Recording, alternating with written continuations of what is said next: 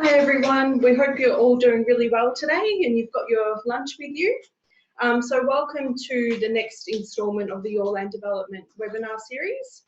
So today we're going to touch on steps to buying land and building your new home. So we hope this is an informative session for you guys. Please, so we've got some housekeeping notes as well. So if you do have any questions towards the end, please feel free to submit those via the chat. And then also we ask if you have your microphones muted for the session.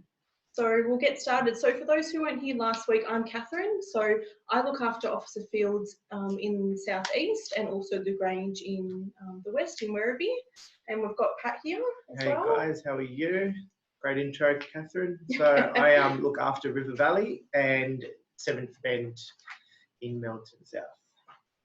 Okay, so you want to discuss maybe the topics that we're going to talk about today, Pat? Good stuff. So today's presentation, we're going to go through a few little things. You can see there on the slide, 7 key points. So you're going to be knowing your priorities, understanding your finance, how to purchase a lot, selecting the builder and your home design, the settlement process, building your new home, and then ultimately moving in. Good stuff. Great stuff. So next we've got, so the first one, we've got to know your priorities. So these are some of the important factors to consider pretty much right at the beginning on your buying journey for land and building new.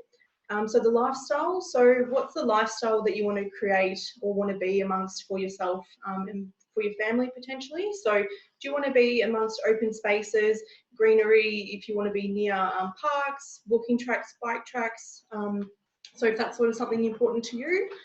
Traveling to work, do you work in the city or do you work close by? Do you have to be near public transport or particular train stations? And how close are they to the estate that you're looking at? Next, we've got friends and family. So I do get some potential purchasers that ask, that say they have to be near, you know, mum and dad or near their friends as well. So they want to be close by. So knowing your priorities that way. Amenities. So again, just touching base on public transport again. Do you have to be near do you have to walk to a bus stop or do you have to be close by again to a train station to get to work easily? Schools, so certain schools, have you looked at schools in the area that you want to send your children to? So are there particular schools that you'd like them to go to? Shopping, so shopping centres, and then again, touching base on parks and recreation. So that open space, living and being amongst nature and having that time to enjoy with family and friends. Awesome. So I think with that one, it's different for everyone. Lots of people have different priorities, and I think organising your priorities will really give you a good understanding of what you're looking for. And flowing on from that is knowing your budget as well. So we're going to speak about our finance really quickly here. Like we talked on last week, going to your bank or your broker is really important, just to know what your budget is before you go out shopping, in a sense, for some land, knowing what you can afford, and then also understanding, I guess, what other fees are involved in the purchase. So with the developer, the purchase price is going to be the purchase price, but then you've also got your different parties that you engage. So you've got your conveyance or your solicitor fees, your stamp duty, depending on how much you're going to borrow, there's mortgage insurance. So, you know, you do your research before you come on board and start looking for land, just to know what you're up to. The other good thing to have a look at is the State Revenue Office website of Victoria, just to see if you're entitled to any grants and any savings in stamp duty, for example. Does that sound all right? Sounds pretty good to me. Good points there, Pat. Thank you. So securing your perfect lot. So there are a few things to consider to find that ideal lot. First, we've got location. So essentially, again, so touching base on your lifestyle. Do you want to be near friends and family? Have you done research on the suburb that you're wanting to be in? So what's important with the location and where you actually have to be. Next, we've got the size. So the size of the block is really important as well when doing your research. Are you wanting a smaller block, so you're looking to downsize, or is this your first home? Perhaps it's an investment as well, or are you wanting a bigger home that's 35 square, 40 square, so something bigger. So obviously a 30 square or bigger home isn't going to fit on a very small block. So it's important to do research in terms of exactly what size you need. Some people might look at the block first. So again, touching base on that location, they might find they like the location first, so they find the size of the block, or they might fall in love with that particular house design, which means that they then need to fit that house on a particular size block. Next, you've got your budget. So obviously this is an important one as well. So before you go out and sort of have a look at what land you're wanting and what home you're wanting, budget's an important factor, because you sort of need to know what you're working with in the very beginning, so you can actually stick to your budget and not go over, and you're not sort of over promising yourself, and then eventually you find out maybe you can't get finance or can't afford a particular house size or lot size. And next we've got orientation. So this is the direction or the way that the block is facing. Is it east, north, south, or west facing? Sometimes people have certain preferences for the way that their block faces. So if it's east facing, you get that nice warm morning sun in the morning. So if your kitchen's east facing, you get up and you have your coffee and cook your breakfast and that sort of thing, and it's all you've got that beautiful sun beaming on your face. Or if it's west facing, you will get that sort of hot afternoon sun. So your builder will also help you with the orientation of the house design, so you maximise the way that your block faces, and for energy efficiency and things like that.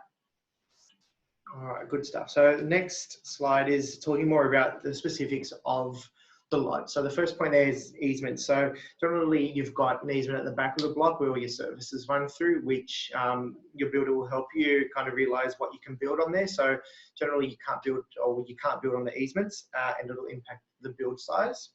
The next point there is, this is coming up now, sorry, the fill.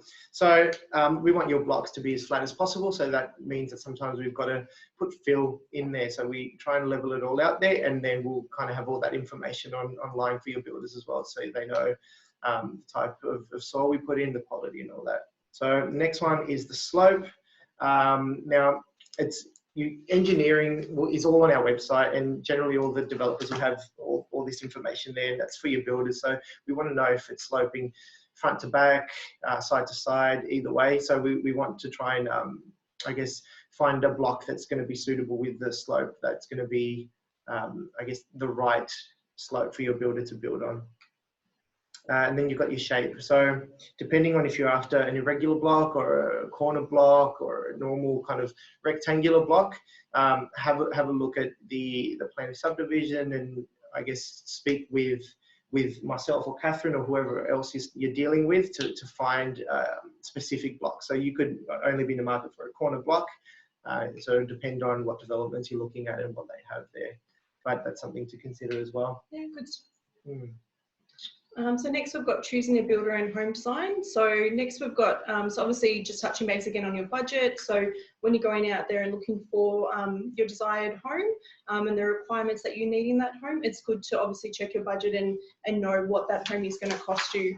This does include inclusions, but then you also need to consider upgrades and things like that as well that can push the budget out. But yeah, it's also always best to check and work with the budget. Research and reputation. So again, it's good to maybe look at what the builders, other homes that they've built and in what areas, doing your background research on them. So the history of the builder, how long have they been around for, areas that they're building, and again, the quality and upgrades and what they include. So visit display homes, a little bit similar to research and reputation. So it's actually good to visit a display home in person. So you can, normally builders are always happy to meet with you, and they can do a walkthrough with you. So a one-on-one walkthrough of the home, and they can show you the finished product in person. So I always like seeing things in person and knowing exactly what I'm getting. So the display homes are a fantastic tool to use. Home style and preference. So the design of the home, what do you want in it? You want it to be more modern? Do you like the more Hampton style, the more coastal style? Are you looking at a single or double? Do you want stairs in your home? Do you maybe not want the stairs in your home? If you've got elderly people living with you. So all those factors to take into consideration for the design. Awesome. So we're looking at, I guess, choosing your builder. You're going to go for a local builder or a volume builder. I guess that's a personal preference thing, depending on what you want to build, and all those points that Catherine just touched on as well, with budget and reputation. Range, if you're going to a larger builder, obviously they're going to have a broader range of products. But I guess there's pros and cons with choosing both. Maybe a smaller builder might help you with your customization, trying to get something a little bit more specific to what you're looking for there. So you might be looking for a custom builder. So I guess knowing what you want and having a consult with the builders is really important, because they can help you achieve what you want to achieve in your build. And then the last point there is a price comparison. So it really depends, like what we talked about in the first instance of this webinar, what is important to you. So it's if you're price driven, if you're quality driven, or if you need a bit of both. So this, I think, choosing a builder, Catherine, what do you think? It's a chicken or the egg kind of scenario.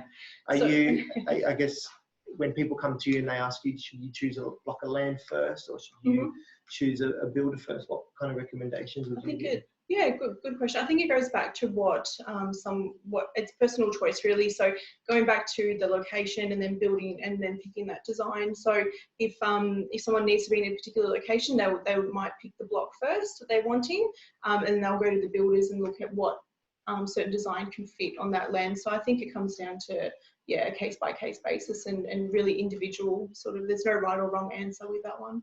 Awesome. So you can do it both ways. Yeah, definitely do it both ways. Absolutely. So settlement here, so titles for the land. So as a developer, we give our clients ample notice before we think we're going to get titles. What we will do is we'll send out an email generally a couple of months prior to when we think we're going to get titles. This is an important email to look out for because it actually will state this is the time now to start getting your finances organised. So it's a good way to touch base with your conveyancer and your broker to make sure that you're all on track for settlement and to make sure that you've got everything that you need. So titles as well means essentially that you're taking legal ownership of that property. So it's now yours, so you can all celebrate. But it's also as well best so your conveyancer and solicitor. So again, it's really important to touch base with these guys because they will make sure you've got everything ready for settlement and you've met all your legal obligations under your contract of sale.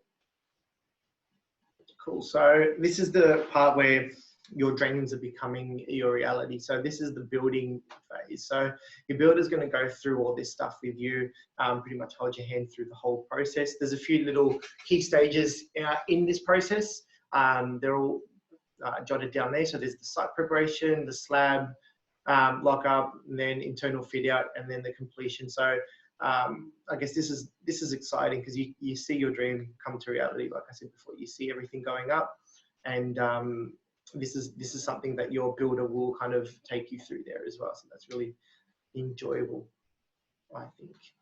It is. It's very exciting. They normally send you photos and they can touch base and give you a call about where they're up to. So yeah, it's really exciting. Yeah.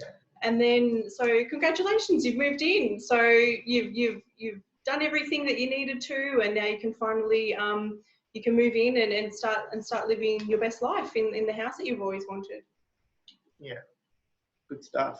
All right, guys. Well, again, if you have any questions, our details will be on the screen. Make sure that you get in touch with us, give us a call, shoot us an email. I'm more than happy to go through any specific questions that you guys might have. But it's been a pleasure spending these few minutes with you during your lunch. I missed out on mine, so I'm going to have mine now. But hopefully we'll see you again next week. So next week, we're going to talk about mortgage broker and what's a mortgage broker. So it's going to be on Wednesday, the 13th. Also the 20th of May, we're going to do the first home buyer grant. So if there are any topics that you want us to cover, just again, Facebook or email us. Let us know. We'd love to hear them. So if there's anything you want us to cover, if any additional information you guys need, definitely. Good stuff. All right, guys. Have a great rest of Wednesday. See you guys. Bye.